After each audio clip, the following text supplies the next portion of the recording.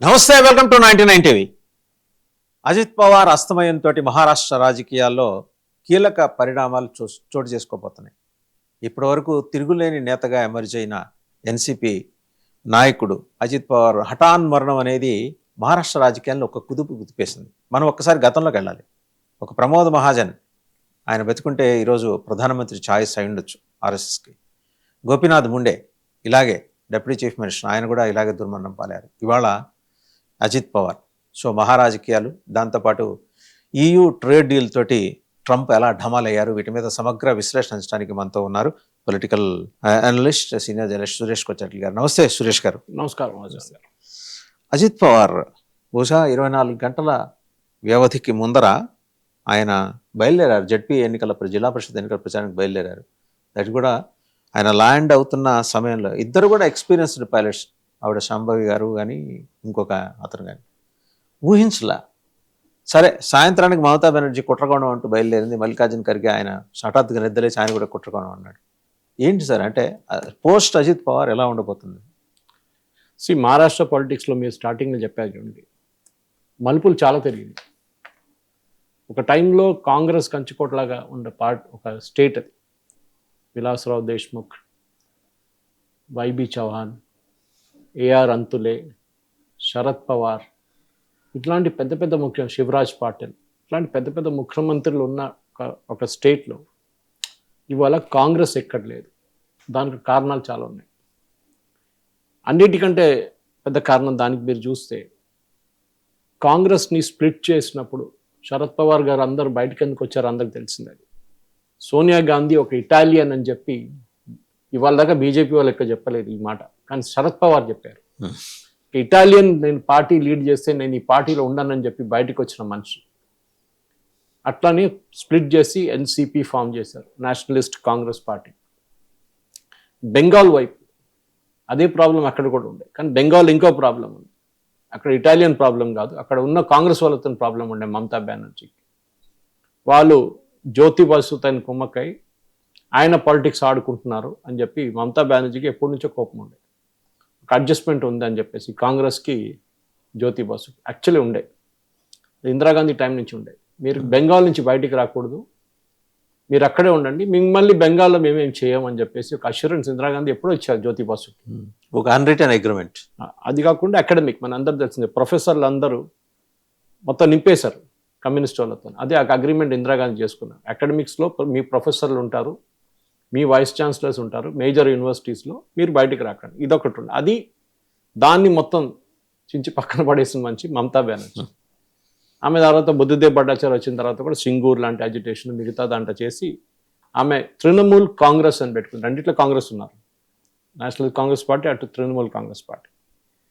కానీ బెంగాల్లో single leader party Mamata Banerjee. After Mamata Banerjee who అంటే ఎవరు లేరు. అజిత్ బెనర్జీ ఉన్నారు, వాళ్ళ నెవ్యూ కానీ ఆయనంత పవర్ఫుల్ లేరు, జస్ట్ ఒక షాడో అంతే అంతే, నామకే వాస్తే.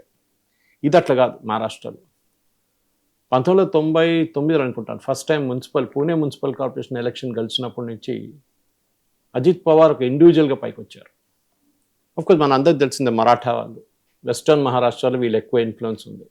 పవార్ ఫ్యామిలీ, బారామతి కానీ చుట్టుపక్కల ఉన్న మిగతా ఏరియాలన్నీ వీళ్ళ కంచుకోట అనమాట. అక్కడ ఎవరు గెలవలేరు election, even Pune for that matter. Pune, Pimpri, Chinchwad అంతా అగైన్ పవార్ ఫ్యామిలీ ఉండే. కానీ రీసెంట్లీ జరిగిన ఈ ఎలక్షన్లో మనం చూసాం, మున్సిపల్ కార్పొరేషన్ ఎలక్షన్లో కంప్లీట్గా వైప్అవుట్ చేసేసారు బీజేపీ వాళ్ళు.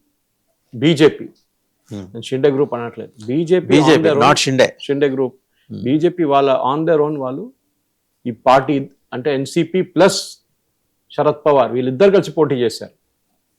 ఫస్ట్ టైం అలయన్స్ చేశారు స్ప్లిట్ అయిన తర్వాత. అది ఎందుకు జరిగిందని అది ఇంకో స్టోరీ, అది మనం మాట్లాడొచ్చు దాని గురించి. దాన్ని ఇంకా అజిత్ పవార్ గారు ఉంటే ఇంకా 6 నెలలు ఏం జరుగుతుండే అని మనకు ఒక డౌట్ వస్తుంది.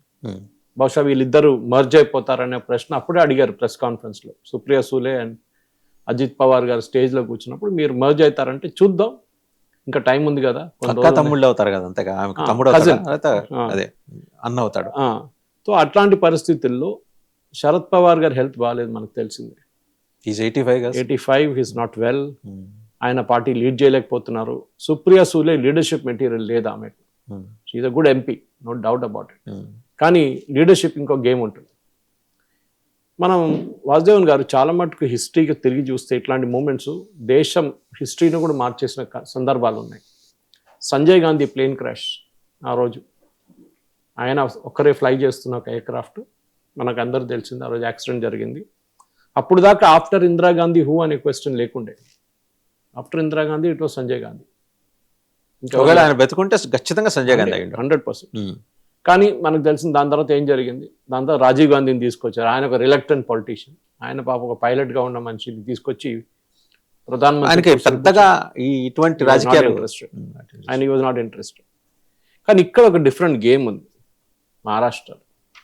ఎందుకంటే మనం ఇప్పుడున్న పాలిటిక్స్ చూస్తే, ఎస్పెషలీ లాస్ట్ ఒక 5-6 సంవత్సరాల పాలిటిక్స్ చూస్తే, ఆ రోజు 2019లో పొద్దున 3 గంటలకు 4 గంటలకు ఒక స్వేరింగ్ ఇన్ సెరమనీ జరిగింది. అని అందరికి తెలిసింది. ఆ రోజు సడన్గా అజిత్ పవార్ గారు బయటకు వచ్చి వాళ్ళ పార్టీ నుంచి మేము మిమ్మల్ని సపోర్ట్ చేస్తాం ఫడ్నవీస్ గారిని అని చెప్పి ఆయన ముఖ్యమంత్రిగా ప్రమాణ స్వీకారం చేశారు. ఈయన డిప్యూటీ సీఎంగా బాధ్యతలు అప్పగించుకున్నారు. కానీ ఏం జరిగింది, 18 గంటల లోపలనే మొత్తం తిరిగింది ఇదంతా. అది ఎందుకంటే శరద్ పవార్ గారు వస్తానని హామీ ఇచ్చిన మనిషి లాస్ట్ మినిట్లో వెనకకి తిరిగేశారు. అది అజిత్ పవార్కి ఎప్పుడు నచ్చలేదు. ఒక మాట చెప్తే ఉండాలి, నిలబడాలి. అది కాదు, అండ్ లాస్ ఆఫ్ ఫేస్ అంటాం ఇంగ్లీష్లో. ఫడ్నవీస్ గారికి ఒక అష్యూరెన్స్ ఇచ్చిన తర్వాత, బీజేపీ సెంట్రల్ లీడర్షిప్కి అష్యూరెన్స్ ఇచ్చిన తర్వాత, నేను నా పార్టీ వాళ్ళని నాతో తీసుకురాలేకపోతున్నాననే ఒక భావన వచ్చేస్తుంది అనమాట. అది ఈయన ఇమేజ్ చాలా పెద్ద దెబ్బతిన్నది వాసుదేవన్ గారు. అక్కడి నుంచే స్ప్లిట్ మొదలైంది పార్టీలో. నేను ఎన్సిపి, శరద్ పవార్ కాదు, నా అంకుల్ ఉండొచ్చు, బారామతి మేము రిలేటివ్స్ అంతా ఉండొచ్చు, కానీ ఐ విల్ నాట్ అగ్రీ అని చెప్పి దాని తర్వాత మనం చూసాం ఎన్సిపి స్ప్లిట్ అయింది. ఇప్పుడు కూడా కేసు సుప్రీంకోర్టులో నడుస్తుంది, ఎవరు ఒరిజినల్ ఎన్సిపి అని చెప్పి. కానీ ఇప్పుడు NCP is Ajit Pawar group, NCP SCP Sharad Chandra Pawar group is other group. ఇప్పుడున్న మహారాష్ట్ర అసెంబ్లీలో, ఎందుకంటే మన అది ఇమ్మీడియట్ థ్రెట్ ఏమైనా ఉందని చూడాలి, ఫడ్నవీస్ గారికి లేదు. 288 మంది ఉన్న అసెంబ్లీలో బీజేపీకి 131, ఎన్సిపికి ఏమో 40 ఎమ్మెల్యేలు, షిండే గ్రూప్కి 57. అంటే ఎన్సిపి 40 అంటే అజిత్ పవార్ ఎన్సిపి వాళ్ళకి 10 ఉన్నాయి. సో ఇమీడియట్ థ్రెట్ ఏం లేదు ఫడ్నవీస్ గారికి. ఎందుకంటే even if Ajit Pawar group రేపు వాకౌట్ చేస్తే కూడా is comfortable. Half a mark is 140, 9 సీట్లు తక్కువనే, అది ఈజీగా వచ్చేస్తుంది. అది పెద్ద ప్రాబ్లం. షిండే గ్రూప్ ఆల్రెడీ ఉన్నారు అక్కడ, ఉంది, వాళ్ళు కూడా ఎక్కడికి వెళ్ళారు. కానీ ఇక్కడ ఈ గ్రూపే స్ప్లిట్ అవుతారని ఏం గ్యారంటీ లేదు. ఎందుకంటే ఆఫ్టర్ అజిత్ పవార్ హూ అనేది కూడా పార్టీలో ఒక ప్రాబ్లం. ఆయన కొడుకులు ఇద్దరు అందిరాలేదండి. ఒక్కరు పొలిటిక్స్లో ఉన్నారు, వాళ్ళ వైఫ్ కూడా రాజ్యసభ ఎంపీ, ఆమె సుప్రియ సులేతో ఓడిపోయింది ఆమె ఎలక్షన్. కానీ అది కూడా బారామతిలో. ఇప్పుడున్న పాలిటిక్స్ ప్రకారం ఒక సింపతి వేవ్గా వాళ్ళ కొడుకు మళ్ళీ ఏదైనా పోటీ చేసి గెలవచ్చు, కానీ అది లాంగ్ టర్మ్ ఉండదు. మనం చూసాం చాలా మటుకు పొలిటికల్ ఫ్యామిలీస్లో జరుగుతుంది. చనిపోయిన తర్వాత సింపతిలో వాళ్ళ సతీమణినో వాళ్ళ ఎంజి రామచంద్రన్ వైఫ్ ఏమైంది, అదే ఎవరు ఉండరు, దాని తర్వాత కనిపించరు ఎవరు. సో అట్లాంటి పరిస్థితి జరగబోదు. కానీ ఫ్యూచర్ ఏంటి ఎన్సిపి, అది చాలా ఇంపార్టెంట్. ఎందుకు ఇప్పుడున్న పరిస్థితుల్లో నా అంచనా ప్రకారం NCP Sharad Chandra Pawar and NCP Ajit Pawar merge అయిపోతారు. ఖచ్చితంగా అయ్యే అవకాశాలు ఉన్నాయి. దాని తర్వాత సుప్రియా సూలేని ఐదర్ యూనియన్ మినిస్టర్ చేస్తారు, లేకుంటే మహారాష్ట్ర ఉప ముఖ్యమంత్రి చేస్తారు. She'll come back to Maharashtra politics. ఎందుకంటే మీరు ఉప ముఖ్యమంత్రి ఉన్నప్పుడు మీరు అంత పాలిటిక్స్ డిస్ప్లే చేయక్కర్లేదు. అండ్ ఎలక్షన్ కూడా చాలా దూరం ఉంది, ఇంకెప్పుడు దగ్గర ఏం లేదు మహారాష్ట్ర ఎలక్షన్, ఇంకా టైం ఉంది, 4 సంవత్సరాలు ఉన్నాయి ఇంకా. అట్లాంటి పరిస్థితుల్లో ఎన్సిపి యునైటెడ్గా వచ్చి బీజేపీలో చేరిపోదు. కానీ అక్కడ ఒక ప్రాబ్లం ఉంది, కొంతమందికి దాంట్లో యాంటీ బీజేపీ యాటిట్యూడ్ ఉంది, ఎస్పెషల్లీ శరత్ చంద్ర పవార్ గ్రూప్లో, పవార్ గారి గ్రూప్లో. అంటే వాళ్ళు 10 మందే వస్తారు, 10 మంది. కానీ వాళ్ళు రాకపోతే కూడా పెద్ద ప్రాబ్లం లేదు. కానీ వాళ్ళకు కూడా ఫ్యూచర్ తెలుసు ఏం జరగబోతుంది అని. పవార్ గారు వాళ్ళు ఉన్నారు, రేపు ఉండరు. శరద్ పవార్ గారు ఆయన పోయిన తర్వాత ఏంటి, ఇప్పుడు ఇట్లనే అయిపోతుంది. అది కూడా అజిత్ పవార్ లాంటి ఈక్వేషన్ అక్కడ కూడా వచ్చేస్తుంది, ఆఫ్టర్ హిమ్ హూ అని. ఇది ఒక పెద్ద ప్రాబ్లం కాబోతుంది. So merger is one option, split is another option. ఇంకోటి, ఈ 40 మందిలో 30 మంది స్ప్లిట్ అయ్యి బీజేపీ వైపు వెళ్ళి బీజేపీలో చేరిపోతే యాంటీ డిఫెక్షన్ లా రాదు, and they can automatically come in to it అన్నమాట. అది కాకుండా మనం చూడాల్సిన నెక్స్ట్, ఎందుకంటే ఎప్పుడు అజిత్ పవార్ గారికి ఒక డ్రీమ్ ఉండే, మహారాష్ట్ర ముఖ్యమంత్రి కావాలని. 7 సార్లు ఉప ముఖ్యమంత్రిగా ఉన్న మనిషి ఆయనకు ఒక అన్రియలైజ్ డ్రీమ్గా మిగిలిపోయింది అదొకటే. అది చెప్పారు కూడా ఓపెన్గా, చాలా ఇంటర్వ్యూస్ చెప్పారు. ఆయనకి యూనియన్ మినిస్టర్షిప్ లేకుంటే మిగతా దాంట్లో అసలు ఇంట్రెస్ట్. ఇన్ఫాక్ట్ శరత్ చంద్ర పవార్ గారు యూనియన్ లెవెల్లో మినిస్టర్గా ఉన్నప్పుడు కూడా అజిత్ పవార్ గారు ఇక్కడ చూసుకున్నారు, మహారాష్ట్ర చూసుకున్నారు. ఆయన ఢిల్లీకి వెళ్ళలేదు ఎక్కువ.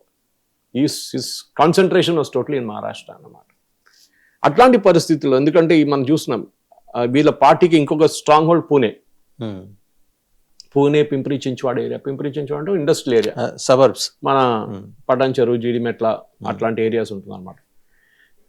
సో ఇట్లాంటి పరిస్థితుల్లో పింప్రి చించ్వాడ్ అండ్ పూణే ఓడిపోవడం అనేది ఈ ఎలక్షన్లో ఐ థింక్ పర్సనలీ ఆయనకి చాలా పెద్ద ఒక దెబ్బతగ్గింది. ఎందుకంటే అక్కడ పవార్ చెప్పేటోళ్ళు, శరద్ పవార్ చెప్తారు నాకు అక్కడ ఏం స్టేక్ లేదు, నువ్వే కదా లీడ్ చేసి. వీళ్ళిద్దరు కలిసి పోటీ చేశారు, అలయన్స్లో ఉండి కలిసి పోటీ చేశారు వీళ్ళు సపరేట్గా. సో అక్కడి డౌట్ వచ్చింది ఈ ఎలక్షన్. అజిత్ పవార్ బీజేపీతో అలయన్స్ లో ఉన్నారు, కానీ ఇక్కడ వచ్చేప్పటికి కలిసి పోటీ సార్ మున్సిపల్ ఆఫ్టర్ ఎలక్షన్స్ ఒక డౌట్ కూడా వచ్చింది, ఫడ్నవీస్ గారు ఈయన రాజీనామా చేపిస్తారా. మనం దాని గురించి మాట్లాడాం కూడా కొన్ని రోజుల ముందు. That what is the future of NCP, అది చాలా ఇంపార్టెంట్. ఆ టైంలో పవార్ గారు ఉన్న, అజిత్ పవార్ గారు ఇంకా ఉన్నారు, ఎయిర్ క్రాష్ జరగలేదు. కానీ ఇప్పుడు ఆ క్లారిటీ వచ్చేసింది. What is the future? Future is merge or split. ఇది ఒకటి. ఎవరితో మెర్జ్ అవుతారు? ఆ రెండు గ్రూపులు మెర్జ్ అయ్యి ఒక గ్రూప్ గా రావటం, లేకపోతే రెండు గ్రూపులు కలిసి? అదే చెప్పాను, రెండు ఆప్షన్ చెప్పాను. ఒకటి అందరూ ఎమ్మెల్యేలుగా చూసుకోకండి, ఎమ్మెల్యేలు అంటే 50 మంది, అది కాదు. ఈ Sharad Chandra Pawar group, Ajit Pawar group merge అయ్యి వచ్చి బీజేపీ అలయన్స్లో ఒక పార్ట్నర్గా ఉండిపోతారు. లేకుంటే దాని నుంచి కొంతమంది మర్జర్ కాకపోతే ఒక 30 మంది అయిన ఎమ్మెల్యేలు ఇటువైపు వచ్చి బీజేపీలో చేరిపోతారు. అప్పుడు యాంటీ డిఫెక్షన్ లో రాదు, పనికిరాదు. అంతే కదా, 2/3 బయటకు వచ్చేస్తారు. ఇట్లాంటి పరిస్థితి. సో ఇప్పుడు సరే, సెకండ్ రంగ్ లీడర్స్ మీరు అడిగారు ఎవరైనా ఉన్నారా అంటే Praful Patel, not a great, అంటే ఆర్గనైజర్ గా ఈజ్ వెరీ గుడ్. అంటే సివిల్ ఏవియేషన్ మినిస్టర్ కదా ఫర్ సమ్ టైం యూపీ హయాంలో. ఆయన హీ కెనాట్ ఉండొచ్చు, బ్యాక్ రూమ్ బాయ్ గా ఉండొచ్చు, కానీ ఆయన చేయలేడు అన్నమాట. అంటే ఆయన ఎక్కువ ఇదే కదా, ఢిల్లీ లెవెల్ కాంటాక్ట్స్. ఎందుకంటే అజిత్ పవార్ గారికి బారామతి అంటే ఆయనకి ఎప్పుడు ఎవరైనా అక్కడిని ఆయన ఛాలెంజ్ చేయడం ఆయనకి ఇష్టం లేకుండా, బికాస్ ఈ కన్సిడర్డ్ బారామతి నా ఏం చెప్తారు, ఇట్ ఈస్ మై ప్రాపర్టీ, అక్కడ ఎవరు ఒక ఫ్లాగ్ కూడా పెట్టలేడు అని చెప్పి ఒక ఇది ఉండే, అహంకారం ఉండే ఆయనకి. కానీ ఒక గ్రాస్ రూట్ మ్యాన్, అందరంటారు పొద్దున 6 గంటలకు రెడీగా ఉంటారు పార్టీ వర్కర్స్ ని కలవడం, వాళ్ళు వీళ్ళు 200 మంది అని ఇంట్లో ఉంటారు. అది ఎవ్రీ పొలిటికల్ లీడర్ ఇంటి బయట ఉంటారు, 100 మంది ఉంటారు, ఏదో సిఫార్సులు తీసుకొని వస్తారు. కానీ ఆయనకు బారామతి నుంచి ఒక స్పెషల్ కనెక్షన్ ఉంది. నిన్న చూడండి, ఐరానికలీ అక్కడే ఆయన చనిపోయారు. Attachment with that land. అదే ఆయన చనిపోక ముందు కూడా ఒక ఎక్స్ లో ఒక ట్వీట్ చేశారు ఆయన గురించి, పంజాబ్ కేసరి గురించి స్మరించుకుంటూ చేశారు. ఇన్ఫ్యాక్ట్ గోపీనాథ్ ముండే ఒక బ్యాక్వర్డ్ క్లాస్ లీడర్గా ఉండి ఆయన ఒక ముఖ్యమంత్రి అవుతాడని ఎప్పుడో ఇది ఉండే.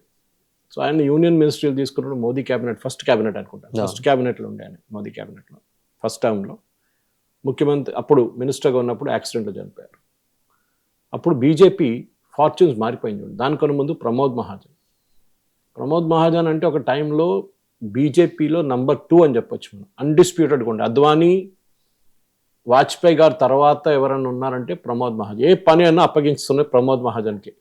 ఆయన కూడా నాగపూర్ స్కూలే కదా.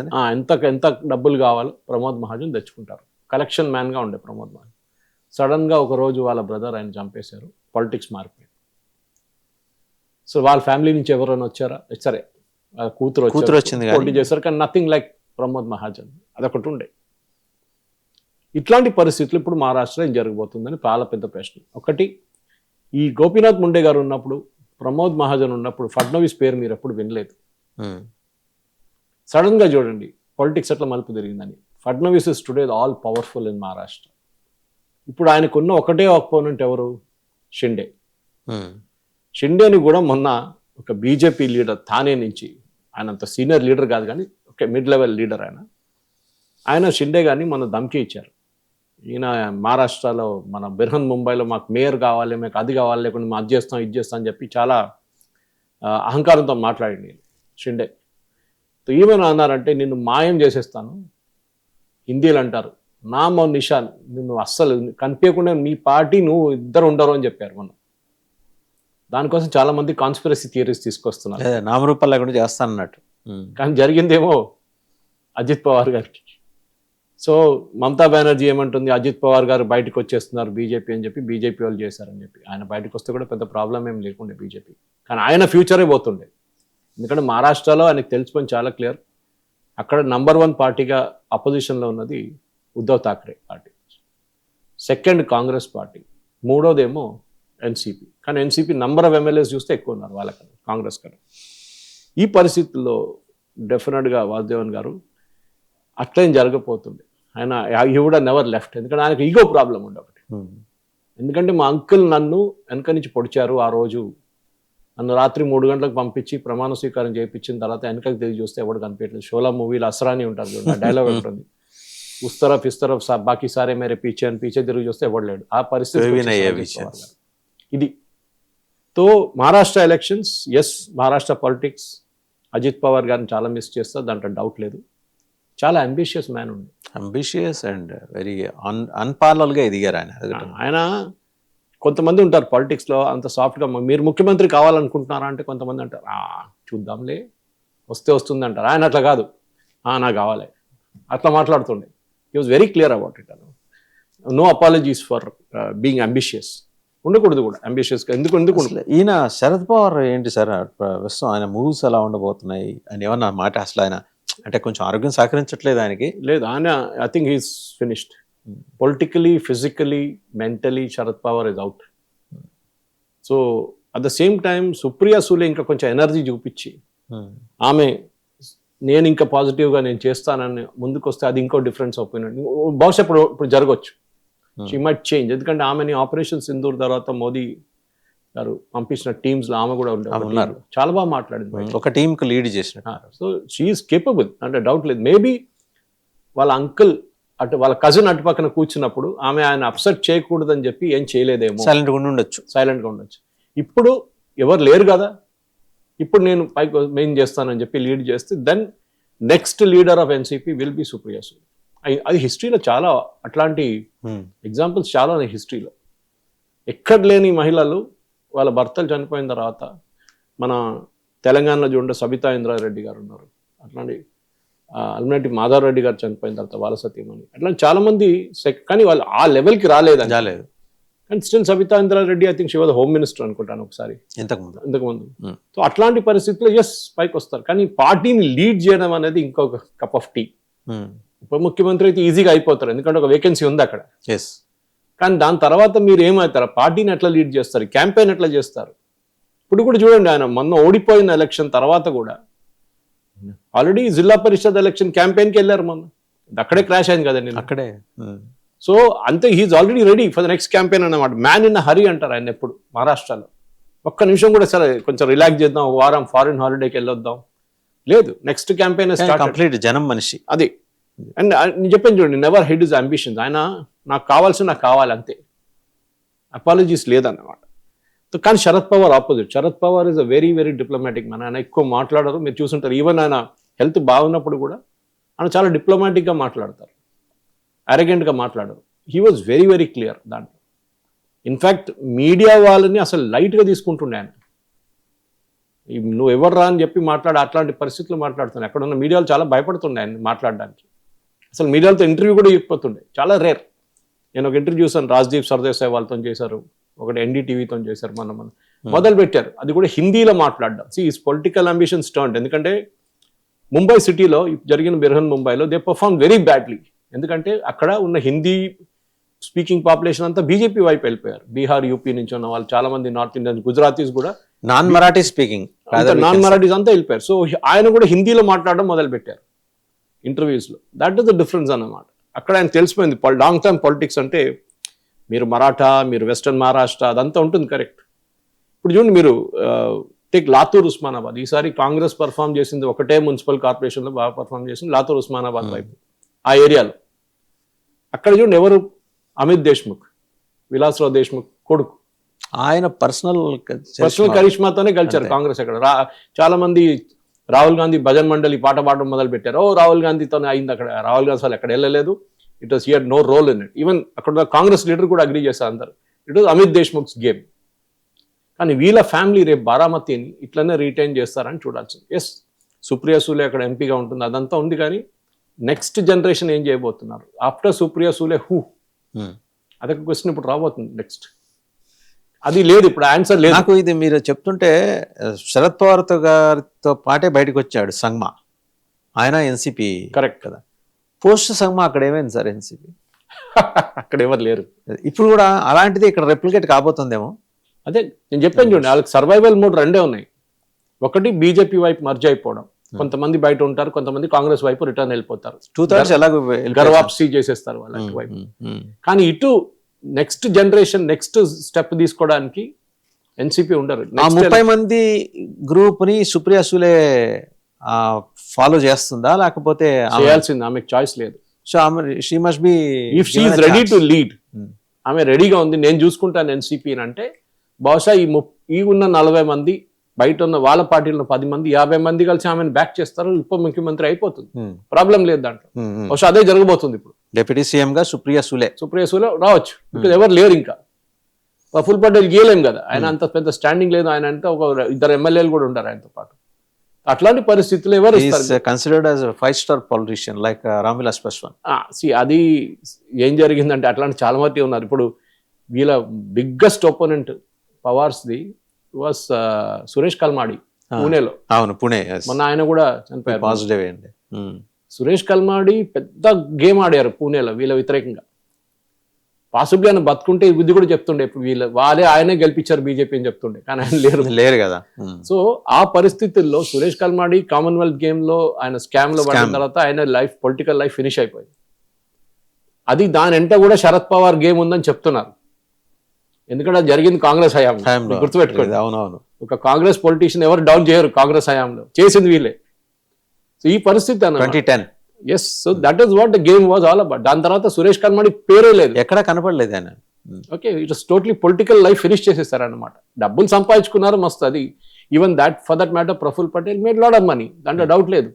ఎయిర్ ఇండియాది ఆ ఎయిర్క్రాఫ్ట్ కొనడం అంతా పెద్ద కాంట్రవర్సీ అయింది. దాని తర్వాత ఇన్ఫాక్ట్ యుఎస్ కోర్టులో లంచం ఇచ్చిన జైలు వేశారు బోయింగ్ నుంచి. బోయింగ్ కమిషన్ ఏజెంట్ ఒకడు ఉండే, ప్రఫుల్ పటేల్ కి నేను లంచం ఇచ్చా అని చెప్పి ఎవిడెన్స్ ఇచ్చిన మనిషి జైల్లో ఉన్నాడు ఇప్పుడు అక్కడ. కానీ లంచం తీసుకుని ఆయన బయట తిరుగుతున్నాడు ఇప్పుడు కూడా.